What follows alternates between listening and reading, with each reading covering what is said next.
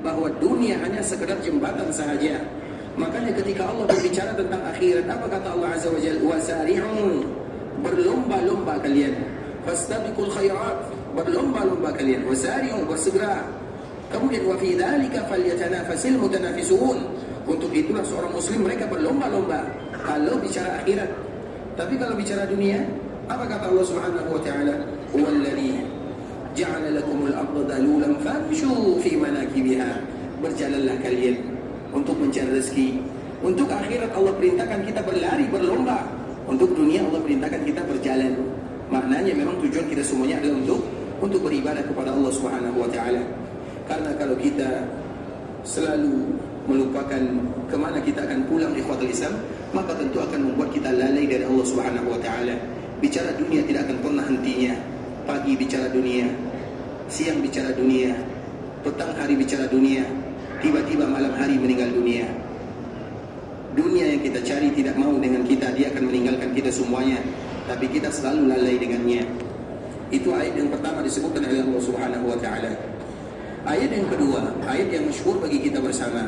Apa kata Allah Subhanahu wa taala? Wa ma khalaqtul jinna wal insa illa liya'budun. Semua kita hafal akan ayat ini. Aku tak ciptakan jin dan manusia kecuali untuk beribadah kepadaku. Tapi jarang di antara kita yang baca ayat selanjutnya. Apa kata Allah Subhanahu wa taala di ayat berikutnya? Apa ayat berikutnya? Kita hafal ayat ini, selalu kita dengarkan wa ma khalaqtul jinna wal insa illa liya'budun. Ayat ini tak boleh dibaca sampai di sini saja. Ada sambungannya. Apa sambungannya?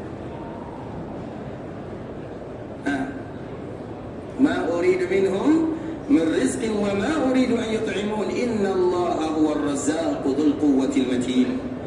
Aku tidak pernah bertanya meminta kepada kalian rezeki, makanan, dan akulah zat yang memberikan rezeki. Innallaha huwar razzaqu dzul quwwatil matin. Kalimat ini, kalimat terakhir ini ikhwatul Islam adalah di antara salah satu wasilah doa untuk meminta rezeki kepada Allah Subhanahu wa taala. Bukankah di antara semua kita dikala datang ke kota Mekah, kota Madinah, di antara salah satu permintaannya kepada Allah, apa permintaan yang kita semua sepakat di dalamnya? Minta rezeki, gelancarkan usaha, iya atau tidak? Ya Allah ampunkan dosa. Semua kita meminta yang demikian. Lancarkan rezeki, semua kita meminta yang demikian. Itu adalah doa yang kita ijma' di dalamnya. Artinya tak ada orang yang meninggalkan doa ini dengan berbagai macam bahasa. Dan ketahuilah, bahasa yang paling indah adalah bahasa ayat-ayat Allah Azza wa Jalla. Dan di antara bahasa yang disebutkan oleh Allah adalah ayat ini. Innallaha huwar razzaqu dzul quwwatil matin. Siapapun yang meminta rezeki kepada Allah, dilancarkan usaha, dimudahkan urusan, maka baca ayat ini sebagai muqaddimah meminta kepada Allah. Ya razzaqu dzul quwwatil matin. Baru minta kepada Allah berikan rezeki, lancarkan urusan, lancarkan usaha dengan membaca ayat ini. Ini merupakan di antara ayat yang disebut dengan tawassul kepada Allah Subhanahu wa taala. Dan tawassul yang paling indah adalah dengan ayat-ayat Allah Subhanahu wa taala. Tawassul yang paling indah adalah dengan nama dan sifat-sifat Allah Subhanahu wa taala, dan itu ada di dalam ayat ini. Makanya ikhwatul Islam, kita kembalikan kepada apa yang Allah sebutkan. Wa ma khalaqtul jinna wal insa illa liya'budun. Ma uridu minhum min rizqin wa ma uridu an yut'imun innallaha huwar razzaqu dzul quwwatil matin. Seolah Allah Subhanahu wa taala ingin ajarkan kepada kita bersama, kalau kalian ingin dilancarkan rezeki, dimudahkan urusan dunia, maka cara satu-satunya adalah beribadah kepada Allah Subhanahu wa taala. Makanya ayat ibadah dengan ayat rezeki dua hal yang tak terpisahkan. Jangan pernah anggap kalau kalian beribadah kepada Allah, Allah akan lalaikan kalian, Allah akan sempitkan rezeki kalian. Tak. Tapi dengan ibadah itulah dimudahkan rezeki, dilancarkan urusan. Makanya Allah menyebutkan wa ma khalaqtul jinna wal insa illa liya'budun. Aku ciptakan kalian untuk beribadah kepadaku, kata Allah Subhanahu wa taala. Kemudian dalam masalah rezeki jangan kalian risau. Karena apabila kalian lakukan tugas kalian, aku juga akan lakukan tugas kepada Allah Subhanahu wa taala. Tugas kita sebagai hamba beribadah kepada Allah, dan Allah akan memberikan, akan menanggung, akan memberikan jaminan kepada mereka yang beribadah dengan rezekinya. Makanya ada salah satu cerita yang masyhur ikhwatul Islam. Ini cerita agar kita tahu ya, cerita Nabi Sulaiman lagi ya. Jadi Nabi Sulaiman ini banyak ceritanya, dan di antara salah satunya ikhwatul Islam, ada seorang nabi yang diberikan kelebihan oleh Allah Subhanahu wa taala yang tidak pernah diberikan kelebihan kepada siapapun. Salah satu kelebihan Nabi Sulaiman adalah bisa berbicara dengan hewan. Sedangkan Nabi sallallahu alaihi wasallam, ini perbezaan antara Nabi Sulaiman dengan Nabi sallallahu alaihi wasallam. Nabi sallallahu alaihi wasallam bisa memahami hewan. Ta'rifu dabba. Nabi SAW dikenal oleh hewan-hewan pun kenal kepada Nabi SAW. Sedangkan Nabi Sulaiman bisa berbicara dengan hewan. Itu perbezaan antara Nabi SAW dengan Nabi Sulaiman. Nabi SAW kalau dia meminta kepada Allah, ya Allah jadikan aku paham bahasa makhluk yang ada di dunia, maka Nabi akan paham. Tapi itu khusus untuk Nabi Sulaiman. Karena di antara doa Nabi Sulaiman, Rabbighfirli wa habli mulka la yanbaghi li ahadin min ba'di. Ya Allah, ampunkan dosaku, berikan kepadaku kekuasaan kerajaan yang tak akan pernah Engkau berikan kepada siapapun yang datang setelahku. Jadi apapun yang dimiliki oleh Nabi Sulaiman tak akan pernah dimiliki oleh siapapun, bahkan baginda Rasulullah SAW. Karena itu bentuk Allah kabulkan doa Nabi Sulaiman. Salah satunya adalah berbicara dengan semut. Jadi kalau ada yang berbicara dengan semut, berarti Nabi Sulaiman dia. Iya kan? Kalau ada yang berbicara dengan hewan, berarti mereka Nabi Sulaiman. Kalau ada yang bisa melihat jin, berarti Nabi Sulaiman. Kalau ada yang bisa bicara langsung dengan jin, bermuamalah dengan jin, berarti itu semuanya Nabi Sulaiman. Tapi Sulaiman akhir zaman. Tapi kita lanjutkan. Kemudian ikhwatul Islam, salah satu kelebihan yang Allah berikan kepada Nabi Sulaiman adalah bisa berbicara. Kalau Nabi bisa memahami, kalau ini bisa berbicara. Kemudian salah satunya pembicaraan yang masyhur, pembicaraan dia dengan seekor semut. Jadi Nabi Sulaiman ikhwatul Islam, suatu ketika dia melihat ada semut yang sedang berjalan, dan semut itu membawa makanan seperti gandum. Kalau bahasa kitanya padi tahu ya, padi gandum kan hampir sama, mirip. Antara padi dengan semut mana yang lebih besar? Padi atau semut? Padi ya. Semut itu ikhwatul Islam, di dalam Al-Quran ada surat semut namanya Suratul Namal. Semut itu ikhwatul Islam adalah di antara hewan makhluk ciptaan Allah Subhanahu wa taala yang kita harus ambil pelajaran darinya. Sehingga Allah jadikan di Al-Quran salah satu namanya Suratul Namal. Terlepas daripada itu semua ikhwatul Islam, maka semut ini dilihat oleh Nabi Sulaiman membawa gandum, satu butir gandum. Kemudian ikhwatul Islam, semut ini berjalan. Kemudian Nabi Sulaiman berbicara dengan semut, apa yang kamu lakukan? Maka di saat itulah semut ini mengatakan, saya diperintahkan untuk mengantarkan gandum ini ke tepi sungai lah ibaratnya. Kemudian sampai di sana ternyata sudah ada dibda. Apa arti dibda? Kodok, kata. Semua bahasa sama ya. Tahu dibda? Yang loncat-loncat itu apa namanya? Apalah bahasa terserah lah ya. Ada yang menyebut kata, ada yang menyebut kodok. Kemudian di kota Islam, di pinggir sungai ini sudah ada dibda yang menunggunya. Kemudian semut ini berikan gandum ini kepada dibda. Kemudian dibda ini ikhwatul Islam bawa gandum itu, diambilnya gandum tersebut dibawa ke dasar sungai. Kemudian Nabi Sulaiman bertanya kepada semut, apa yang kamu lakukan? Maka semut mengatakan, aku diperintahkan untuk mengantarkan gandum ini kepada dibda. Kemudian Nabi Sulaiman bertanya kepada dibda, wahai dibda, apa yang kamu lakukan dengan gandum tersebut? Apa kata dibda ini? Aku diperintahkan untuk mengantarkan gandum ini ke dasar sungai. Apa yang ada di dasar sungai? Di dasar sungai itu ada batu kecil. Kemudian batu itu ada lubangnya. Kemudian di dalam lubang itu ada dut. Apa arti dut? Ya semacam ular lah. Apa namanya yang kecil-kecil tuh? Apa namanya? Cacing. Terserahlah bahasanya ya. Yang penting dut. Kemudian dia hidup di batu dan dia buta. Dia hidup di batu, dia buta. Macam mana dia mendapatkan rezeki dari Allah Azza wa Jalla? Tapi begitulah Allah Subhanahu wa taala mengantarkan rezeki kepadanya. Dari semut sampai ke dibda, kemudian dibda ini ke bawah, dia buta, berada di dalam batu. Makhluk terkecil yang ada di dalam batu di dasar sungai, Allah jamin rezekinya. Allah berikan kepada dia rezeki. Kita yang diberikan akal, yang sekolah tinggi-tinggi, takut rezeki, berarti kita kalah sama makhluk Allah Subhanahu wa taala yang buta ini. Kemudian ikhwatul Islam, Nabi Sulaiman bertanya kepadanya, Wahai Difda, apa yang dia lakukan? Karena dia tidak bisa kemana-mana. Kalaupun keluar dari batu ini, dia buta. Kemudian ikhwatul Islam, kata ini mengatakan dia selalu memuji Allah Subhanahu wa taala. Dia selalu beribadah kepada Allah Subhanahu wa taala. Dan di antara salah satu yang dia lakukan adalah selalu bertasbih. Dan dia selalu berdoa kepada Allah, ya Allah, ampunkan hamba-hambamu yang beriman kepadamu. Coba bayangkan ikhwatul Islam, sesuatu yang ada di dasar sungai dijamin rezekinya oleh Allah Subhanahu wa taala. Apakah kita makhluk yang diberikan kelebihan oleh Allah tak dijamin rezekinya? Makanya kalau kita ingin dijamin rezeki, lakukan seperti yang dilakukan oleh Dud ini, yaitu beribadah kepada Allah Subhanahu wa taala. Agar kita tahu, ibadah tidak akan pernah menghalangi rezeki. Bahkan ibadah itulah yang akan mengantarkan rezeki. Makanya dikala kita beribadah kepada Allah Subhanahu wa taala, Allah menyebutkan ayat yang tadi kita sebutkan, "Wa ma khalaqtul jinna wal insa illa liya'budun." Tak boleh baca ayat sampai di sini saja. Tapi baca selanjutnya, "Ma uridu minhum min rizqin wa ma uridu an yut'imun innallaha huwar razzaqu dzul quwwatil matin." Agar kita tahu, kita belajar lagi dari Nabi Sulaiman alaihi salam, belajar dari apa kewajiban kita sebagai seorang hamba Allah Subhanahu wa taala, bahwa tujuan kita di dunia adalah untuk beribadah kepada Allah.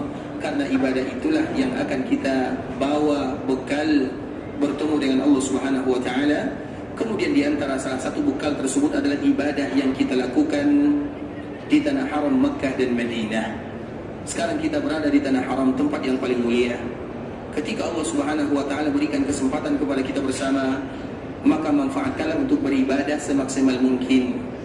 Yang kita manfaatkan dan yang kita lakukan adalah beribadah semaksimal mungkin. Karena ibadah umrah ini, ikhwatul Islam, sudah banyak disalah artikan oleh sebahagian kaum muslimin. Sekarang ibadah umrah itu lebih kepada ibadah jalan-jalan, bukan lagi ibadah di masjid. Makanya ibadah umrah itu lebih banyak di masjid atau banyak jalan-jalannya? Nah, jawab jujur. Lebih lama di masjid atau lebih banyak di luar masjid? Sudah mulai berubah ikhwatul Islam. Tujuan kita melaksanakan ibadah yang mulia ini sudah mulai berubah.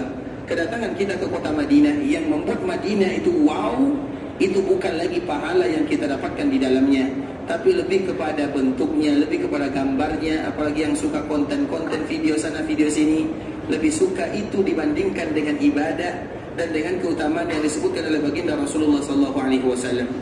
Oleh karena itu ikhwatul Islam, kita kembalikan apa tujuan kita datang ke sini, untuk beribadah kepada Allah. Dan ingat, kita selalu mengatakan kalimat ini, perhatikan baik-baik. Allah tidak memuji orang yang melaksanakan ibadah haji. Allah tidak memuji orang yang melaksanakan ibadah umrah. Tidak dipuji oleh Allah Azza wa Jalla. Tapi yang dipuji itu adalah orang yang mabrurah. Haji tanpa mabrurah tak ada nilai. Umrah tanpa mabrurah juga tidak ada nilainya. Artinya percuma kita melaksanakan umrah tanpa mabrurah. Karena umrah itu ringan atau berat? Ringan atau berat? Yang berat itu oleh-oleh ya. Yang berat itu buah tangan. Apalagi yang berat? Umrah itu ringan ikhwatul Islam, tapi kita yang buat umrah itu berat. Artinya Allah tak memuji orang yang melaksanakan ibadah, tapi yang dipuji itu adalah yang mabrurah. Apa makna mabrurah? Nah, apa arti mabrurah? Yang tidak tahu artinya saya doakan supaya umrah berkali-kali. Nah, apa artinya? Tidak tahu ya? Umrah mabrurah itu maknanya ikhwatul Islam, ada seseorang yang selalu berada di dalam ketaatan kepada Allah Azza wa Jalla. Jadi nilai daripada ibadah itu bukan di sini. Di sini kita semangat beribadah kepada Allah, semua orang bisa melakukannya. Tapi di kampung halaman kalau kita beribadah, semangat beribadah kepada Allah, sanggup atau tak sanggup? Rajin ke masjid. Apa kata kawan-kawan? Tumben rajin ke masjid? Iya atau tidak? Beribadah di tempat orang yang sulit beribadah, itulah beribadah yang sesungguhnya. Tapi di sini kita beribadah memang di tempat orang beribadah. Makanya biasa. Yang luar biasa itu beribadah di tempat orang yang tak mau lagi beribadah kepada Allah Azza wa Jalla. Itu yang disebut dengan mabrurah. Jadi mabrurah itu ikhwatul Islam bukan di sini, tapi nanti selepas kita meninggalkan tanah haram Makkah Madinah baru dinilai. Dulu kita di tanah haram Makkah Madinah sanggup melaksanakan sholat berjamaah 5 waktu. Di kampung halaman masih sanggup atau tak sanggup? Kalau tak sanggup berarti tak mabrurah namanya. Kalau tak mabrurah, apa solusinya? Umrah lagi. Itulah jawabannya.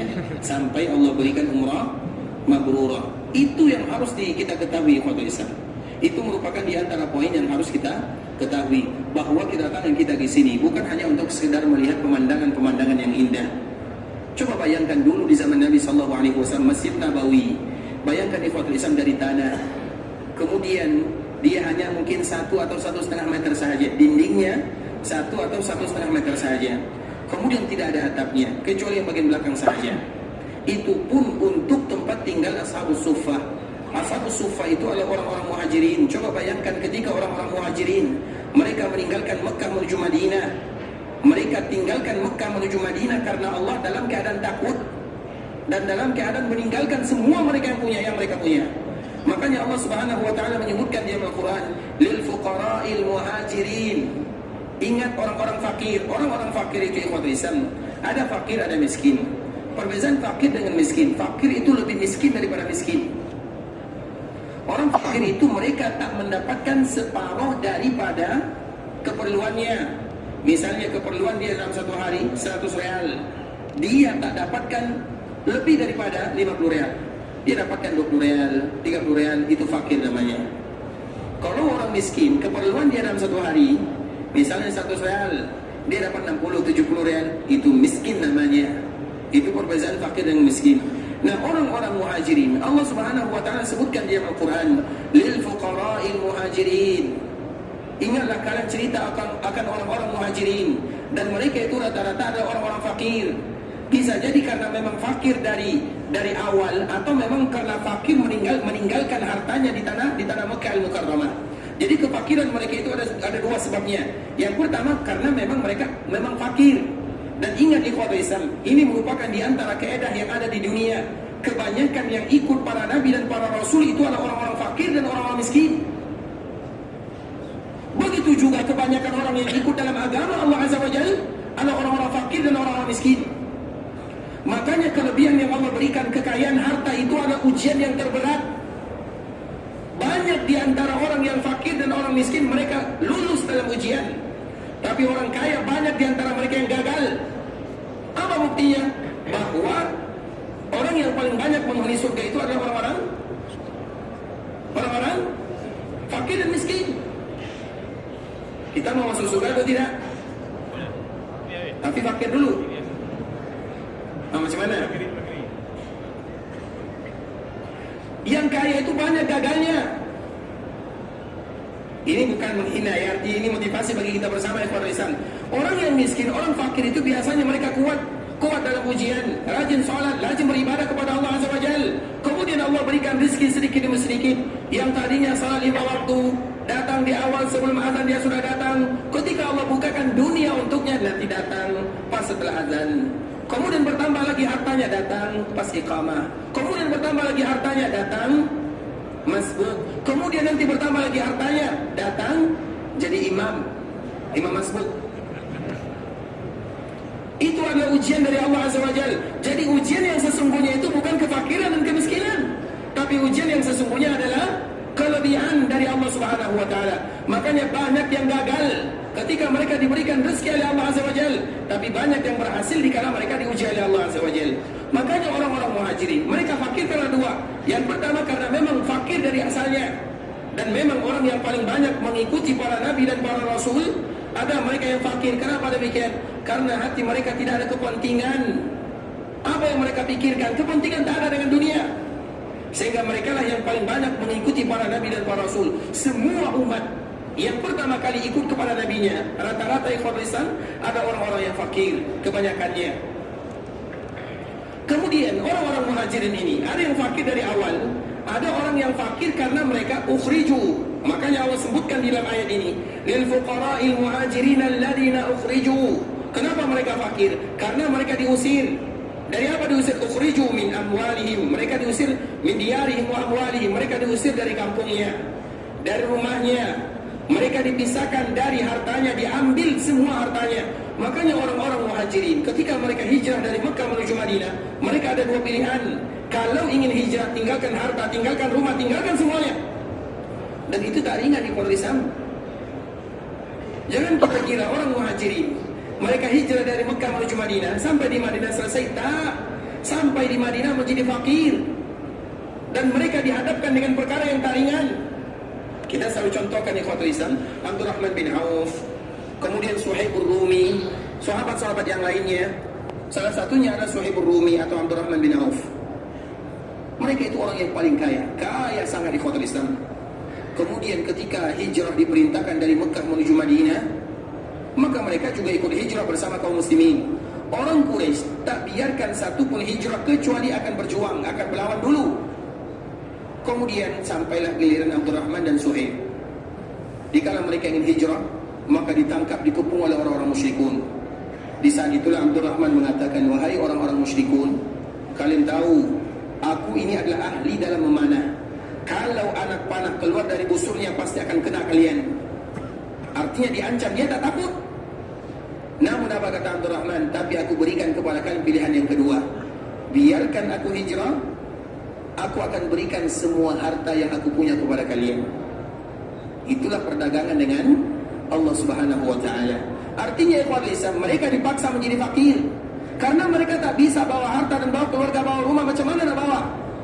Bawa diri saja sulit. Jadi tidak semudah yang dibayangkan ikhwatul Islam. Jadi hijrah dari Mekah menuju Madinah, pergi Mekah menuju Madinah sampai Madinah, tidak.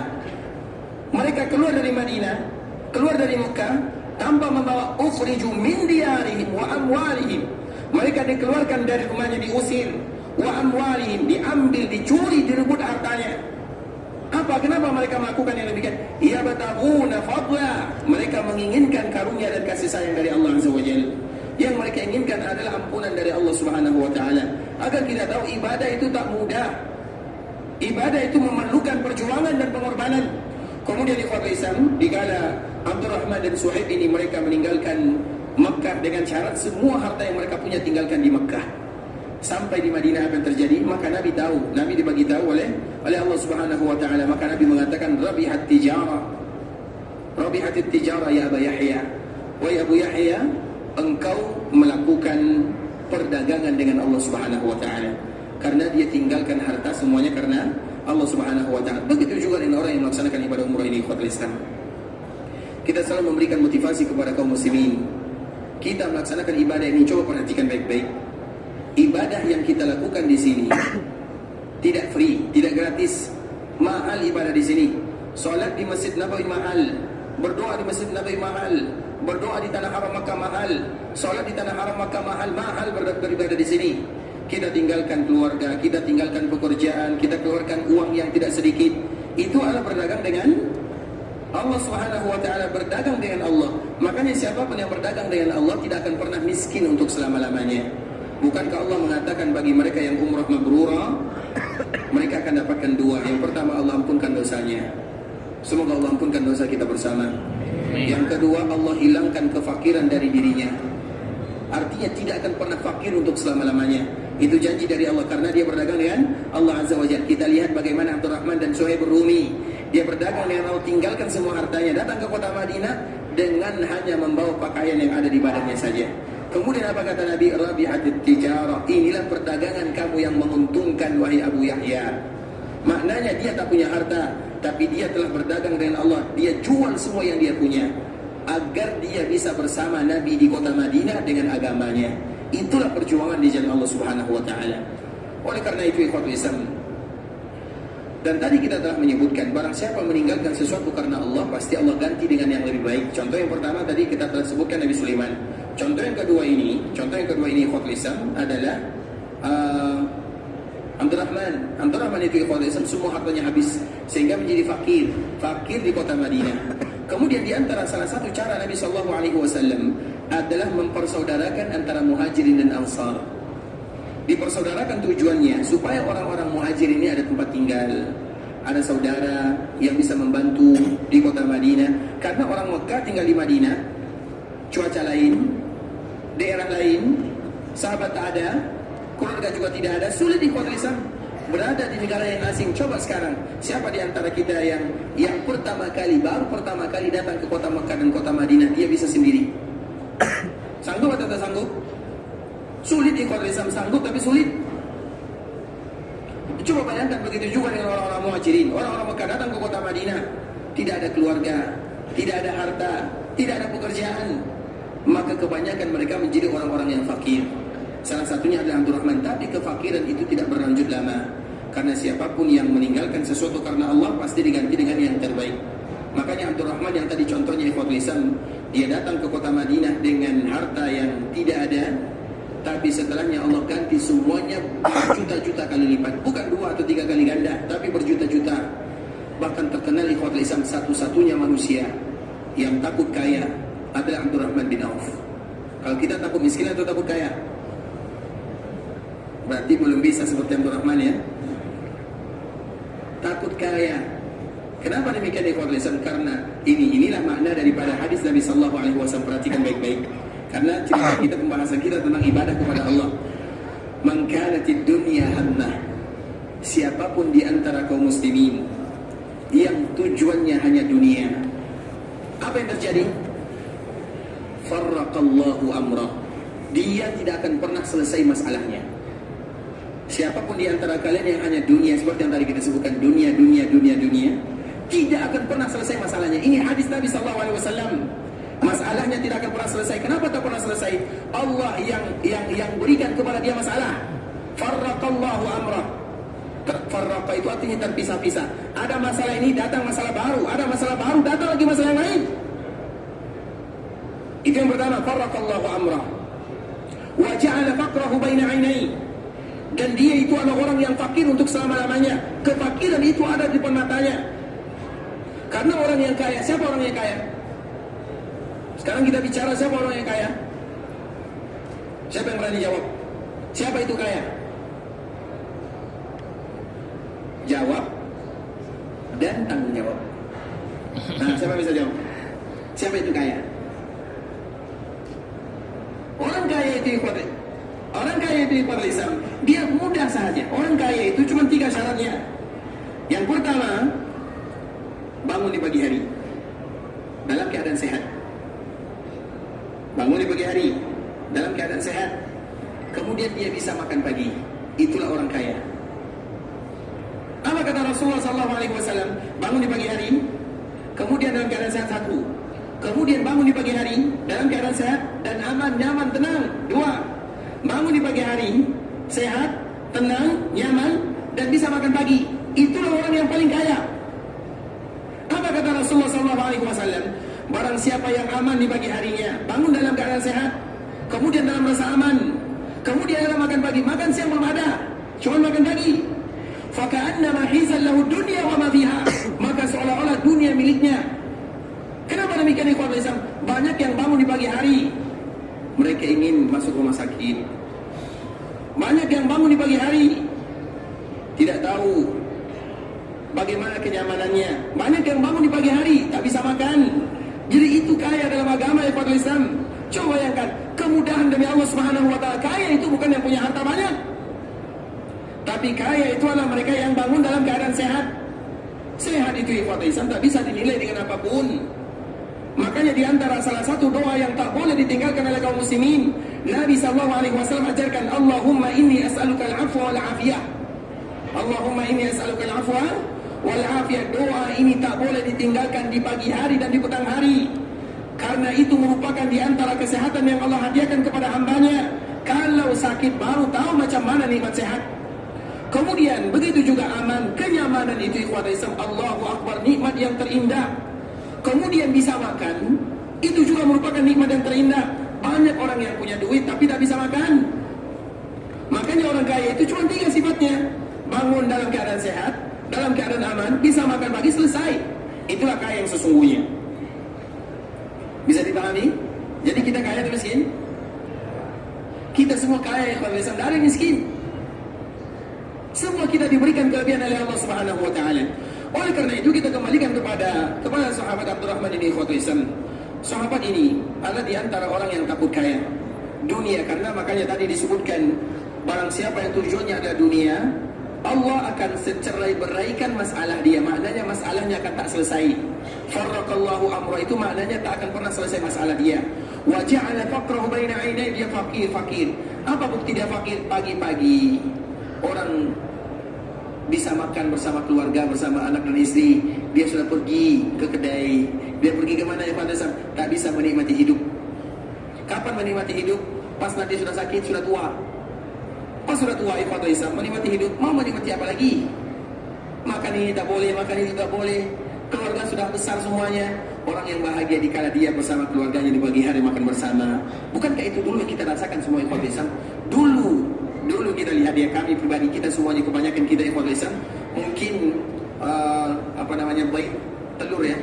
Telur itu biasanya ibu kita buat dadar kan, kemudian dipotong 6 atau potong 8, satu telur potong 8, kemudian dibagi anak-anak semuanya. Iya, mungkin kita melihat fakir, tapi itulah kekayaan yang sesungguhnya. Bersama keluarga, itulah kekayaan yang sesungguhnya.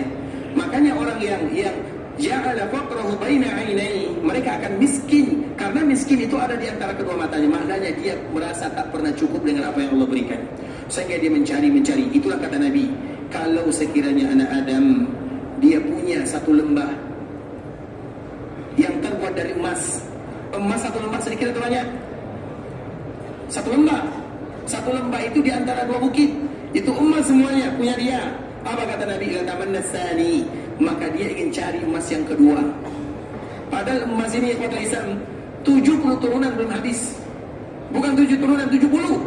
Tapi dia ingin nambah yang kedua. Dapat yang kedua, tambah yang ketiga. Sampai bila? Sampai mulut masuk, sampai tanah masuk ke mulutnya. Makanya kota Islam, ingat hadis Nabi SAW, barang siapa yang cari dunia, tujuannya hanya dunia, maka masalahnya tak akan pernah selesai. Kemudian dia akan fakir di depan matanya, fakir. Kemudian walam yatihi minad dunya illa ma kutiba lahu, dunia tidak akan datang kepadanya kecuali apa yang ditakdirkan untuknya. Kemudian sambungan hadis ini, wa man kanatil akhiratu hamma jama'a Allahu amrah wa ja'ala ghinahu fi qalbi wa yatihi minad dunya wa hiya raqimah. Barang siapa di antara mereka yang akhirat tujuan akhirat itu maknanya ikhwatul Islam, semua yang mereka lakukan ada akhirat di dalamnya. Bekerja untuk membahagiakan keluarga, untuk berderma, untuk bangun masjid, untuk bantu anak yatim, itu tujuan akhirat namanya. Kemudian di ikhwatul Islam, apa yang terjadi? Allah akan selesaikan masalahnya. Itulah orang kaya, orang yang tujuan akhirat. Selesai masalahnya, tak ada banyak masalah dalam kehidupan dunia. Kemudian waja'ala ghinahu fi qalbi, hatinya akan selalu merasa cukup dengan apa yang Allah berikan. Kemudian apa lagi? Wa yatihi dunya wa hiya raghimah, dan dunia akan kejar dia, sedangkan dia tak mau lagi. Nah, itu yang terjadi kepada sahabat Abdurrahman bin Auf. Dia itu ikhwatul Islam satu-satunya manusia yang takut kaya. Kisah yang selalu kami sebutkan ikhwatul Islam, semoga bermanfaat dan selalu kita sebutkan kisah ini. Jadi Abdurrahman ini ikhwatul Islam, Abdurrahman itu di antara salah satu kelebihan dia, karena dia meninggalkan dunia untuk Allah Subhanahu wa taala, menuju dari Mekah menuju Madinah. Kemudian Allah ganti dengan jumlah bilangan yang tidak pernah terbayangkan. Bahkan sebagian riwayat menyebutkan ikhwatul Islam, tidaklah dia meninggal, dia punya 4 istri. Kemudian satu istri mendapatkan lebih daripada 800 dinar, 800.000 dinar. 800.000 dinar. Satu dinar itu kurang lebih, anggap 1.000 riyal. Berarti berapa ribu yang dia punya? Berarti satu istri dapat 800.000 dinar. Dinar itu emas, harganya kurang lebih 1 dinar. Itu satu dinar kurang lebih 1.000 riyal. Berarti berapa riyal kurang lebih? Berapa? 800 juta apa? 800 juta riyal. Betul, 800 juta. 800 juta riyal. 800 juta riyal itu 800.000 ringgit. Berapa rupiah? Nah, yang pedagang, yang berniaga. Biasa yang berniaga itu 1 detik dapat hasilnya. Nah, berapa hasilnya? Baik, anggaplah 800 juta riyal ya. Itu satu istri. Kalau pada orang istri berapa? Berapa? Itu baru istri. Dan untuk istri bagiannya adalah masih 1/8. Bisa dipahami? Karena apabila ada orang yang meninggal, untuk istrinya 1/8 dari hartanya kalau dia punya anak dan keturunan. Kalau dia tak punya anak dan keturunan, untuk istrinya 1/4. Itu kalau untuk perempuan. Kalau untuk laki-laki, misalnya dia punya istri, kemudian istrinya meninggal, kalau mereka punya anak dan keturunan, untuk suaminya seperempat. Kalau tak punya keturunan, untuk suaminya setengah harta dari istrinya. Itu adalah di antara hukum warisan yang disebutkan oleh Allah Subhanahu wa taala dalam Al-Qur'an, dan ini perlu kita jaga ikhwat lisan. Bagi kita yang banyak hartanya, maka ingat, suruh anak-anak bagi warisan sesuai dengan aturan Allah Subhanahu wa taala. Karena tidak ada aturan yang terbaik kecuali aturan jangan bagi sama rata, berdosa, kecuali kalau mereka suka. Tapi apakah anak-anak itu akan rela kalau mereka bagi sama-sama rata? Suka atau tak suka? Tergantung, ada yang suka, ada yang tak suka. Nah, kalau tak suka, bagi dengan hukum Allah Subhanahu wa taala, dan itulah yang terbaik. Baik, kita kembalikan kepada Abdurrahman. Berarti berapa harta Abdurrahman untuk istrinya seperlapan? Coba bayangkan, kali-kalilah 800, berapa tadi? 800 juta ya. 800 juta real itu untuk satu istri. Untuk 4 istri dikali lagi 4, dan kali 4 ini baru 1/8, dikali lagi nanti 8. Itulah harta yang dia punya. Coba bayangkan ikhwat Islam, diganti oleh Allah semuanya. Makanya satu-satunya orang yang takut kaya itu adalah Abdurrahman, dan di antara salah satu yang dia lakukan adalah selalu bayar hutang penduduk Madinah. Di antara salah satu yang dilakukan oleh Abdurrahman itu adalah menutup hutang orang-orang Madinah. Semua penduduk Madinah dia bayar hutangnya. Kemudian hartanya juga tidak pernah habis. Kemudian suatu ketika Islam, maka dia ingin membeli semua kurma yang tak laku di kota Madinah. Semua kurma. Coba bayangkan Islam, kurma yang ada di Madinah yang tak laku dibeli semuanya. Itu berapa ton, berapa ribu ton banyaknya. Dan orang-orang Madinah bahagia, kurma mereka pada akhirnya ada yang beli. Karena kurma itu kalau sudah lama jadi keras. Dikala keras, harganya langsung turun. Jadi ada kurma yang basah, kurma rutab itu paling mahal. Ada kurma yang sudah lama tak laku, akhirnya keras. Kalau tak keras nanti bisa jadi menjadi makanan hewan, karena kurma itu tak boleh dibuang. Kemudian ikhwatul Islam, pada akhirnya Abdurrahman membeli semua kurma yang tak laku di kota Madinah. Kurma-kurma yang kering, kurma-kurma yang tak sanggup lagi untuk dimakan. Kemudian orang-orang Madinah semuanya bahagia. Tujuan Abdurrahman melakukan yang demikian supaya hartanya berkurang, karena dia takut kaya. Kemudian apa yang terjadi? Tiba-tiba tidak lama setelahnya datang utusan dari Habasyah. Orang Habasyah ini mereka mencari kurma yang kering yang tak laku,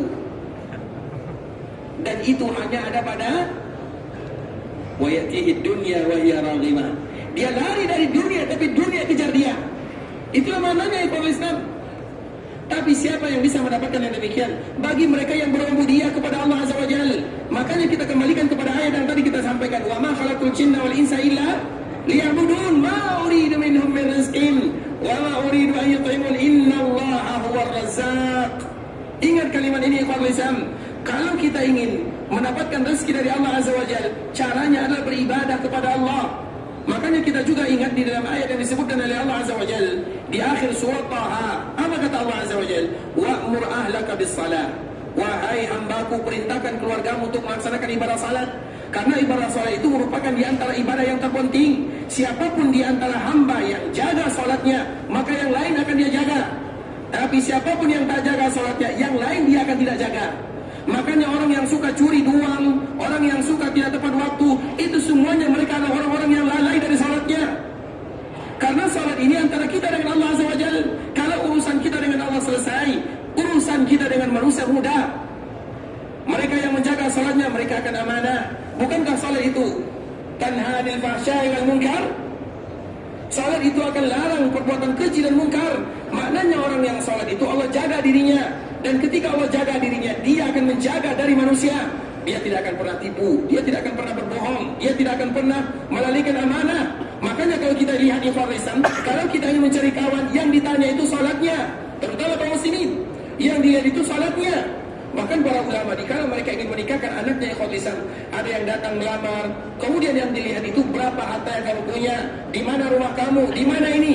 Tapi mereka akan cari di mana dia berada, kemudian nanti dia salat subuh di tempat orang tersebut. Kalau dia lihat salat subuh berjamaah bersama kaum muslimin, maka dia akan kawinkan putrinya dengan anak tersebut. Standar kaum muslimin, ibadah kepada Allah Azza wa Jalla. Kalau dengan Allah dia jaga, anak kita lebih dia jaga. Maka itu merupakan di antara kaidah yang harus kita ingat. Tanha 'anil fahsya'i wal munkar. Dan jangan kita pernah mengatakan, Ustaz, banyak orang yang sholat tapi tetap masih melakukan kemaksiatan. Berarti dia sholat tapi dia tidak sholat. Dia sholat tapi tidak Tidak solat karena tidak semua orang solat dihitung solat. Banyak orang yang solat tapi mereka tak solat. Maknanya banyak orang yang salat tapi salatnya tak diterima. Allahu Akbar. Kemudian yang dia bayangkan, macam mana kedai saya belum tutup, kemudian macam mana ikan belum dikasih makan, kemudian semuanya dia bayangkan. Dia tidak tahu salatnya kecuali Assalamualaikum kata imam, selesai salatnya. Dan itu yang terjadi ikhwatul Islam. Bukankah banyak di antara kita yang lalai dari salatnya? Lalai dari salat, dia tak tahu kecuali takbir dan salam sahaja. Bayangan dia kemana-mana. Iya, jasad dia di sini, tapi hatinya kemana-mana. Berarti salatnya tak diterima oleh Allah Subhanahu wa taala. Makanya Allah Subhanahu wa taala mengatakan ayat ini, "Wa'mur ahlaka bis-shalah wastabir 'alaiha la nas'aluka rizqa nahnu narzuquka wal 'aqibatu lit-taqwa." Coba perhatikan ayatnya banyak-banyak ikhwan Islam baik-baik. Wa'mur ahlaka bis-shalah wastabir 'alaiha la nas'aluka rizqa nahnu narzuquka wal 'aqibatu lit-taqwa. Apa artinya? Artinya, so kita sambung ya. Waktu sudah habis. Tadi kalau lisan saudara kaum muslimin para tetamu Allah rahimani wa rahimakumullah. Sampai di sini pembahasan yang bisa kami jelaskan. Yang benar dari Allah Subhanahu wa taala, yang salah dari diri kami pribadi karena kurangnya ilmu kami, karena kejahilan dan karena ketidaktahuan kami. Kami mohon maaf kalau ada kata-kata yang salah, kalimat-kalimat yang kurang tepat, bahasa-bahasa yang kurang bagus, kami mohon dimaafkan. Dan sebelum kita tutup pengajian kita ini, alhamdulillah Allah Subhanahu wa taala kembali memberikan kemudahan kepada kita bersama untuk bisa duduk di Masjid Rasulullah SAW dengan bahasa yang kita pahami. Itu merupakan di antara karunia dari Allah Azza wa Jalla. Karunia bagi Allah untuk kami yang duduk di sini, dan karunia dari Allah untuk kita yang ada di sini. Kita bisa belajar di dalam Masjid Nabawi dengan bahasa yang kita pahami, dan kita selalu memberikan motivasi kepada kaum muslimin. Satu-satunya ibadah yang ada di dunia, satu-satunya di dunia, bahkan di Mekah tidak ada, adalah hadis Nabi sallallahu alaihi wasallam, "Man jaa'a masjidi hadza lam ya'tihi illa li khairin yata'allamuhu aw yu'allimuhu fa huwa bi manzilatil mujahidi fi sabilillah." Siapapun yang datang dan berada di dalam masjidku, kata baginda Nabi sallallahu alaihi wasallam, lam ya'tihi illa li khairin yata'allamuhu aw yu'allimuhu. Tidak dia buat datang ke masjid ini kecuali ingin belajar agama Allah Azza wa Jalla. Dan agama Allah tak lepas dari dua, Al-Quran dan hadis Nabi sallallahu alaihi wasallam. Kita tidak mengatakan qala fulan qala alan. Kita selalu mengatakan ini ayat Allah Azza wa Jalla, ini hadis Nabi sallallahu alaihi wasallam. Artinya barang siapa yang melakukan ini di dalam Masjid Nabawi, maka pada waktu itu dia ibarat orang yang sedang berjihad di jalan Allah Subhanahu wa taala. Dan semoga duduknya kita di sini dari maghrib sampai isya, walau dalam keadaan mengantuk, tapi kita terhitung sebagai orang yang berjihad di jalan Allah Subhanahu wa taala. Semoga Allah ampunkan dosa kita bersama. Allah ampunkan dosa ayah dan ibu kita. Kalau ada di antara orang tua kita yang masih hidup, semoga Allah berikan umur panjang dalam ketaatan kepada Allah. Kalau ada di antara orang tua kita yang sudah meninggal, semoga Allah ampunkan dosanya, dilapangkan perkuburannya, dan dijadikan perkuburannya taman di antara taman-taman surga. Semoga Allah ampunkan dosa saudara-saudari kita, keluarga kita, masyarakat kita, tetangga kita, dan seluruh kaum muslimin. Kalau ada di antara kita yang sakit, semoga Allah berikan kesehatan. Kalau ada di antara kita yang dalam masalah, semoga Allah berikan kemudahan. Kalau ada di antara kita yang ingin pergi ke Mekah untuk beribadah, semoga Allah menerima semua amal ibadahnya. Allah kabulkan doa dan permintaannya. Dijadikan umrahnya adalah jalan menuju surga. Umrahnya adalah umrah yang mabrurah, wa sa'yan mashkura, wa dhanban mafura. Kalau ada di antara kita yang ingin meninggalkan tanah haram Mekah, Madinah, ingin pulang ke kampung halaman, semoga dimudahkan perjalanannya, dilancarkan urusannya, kembali kepada keluarga dalam keadaan sehat walafiat, dan semoga umrah ini bukan yang pertama dan bukan yang terakhir. Semoga Allah kembali memberikan kita kesempatan, kesehatan, kemudahan untuk selalu datang ke tanah haram beribadah kepada Allah Azza wa Jalla. Semoga Allah berikan keberkahan dalam kehidupan, keberkahan dalam harta, keberkahan dalam usaha, keberkahan terhadap keluarga dan keturunan. Semoga Allah berikan keikhlasan dalam setiap amal ibadah, istiqamah dalam agama, dan semoga semua kita ditutup usianya dalam keadaan husnul khatimah. Amin amin ya rabbal alamin. Subhanakallahumma bihamdika asyhadu an la ilaha illa anta astaghfiruka wa atubu ilaik. Wa sallallahu wa sallim ala nabiyyina wa habibina wa khalilina wa sayyidina Muhammadin wa ala alihi wa sahbihi wa sallam tasliman katsira. Assalamualaikum warahmatullahi wabarakatuh. Waalaikumsalam.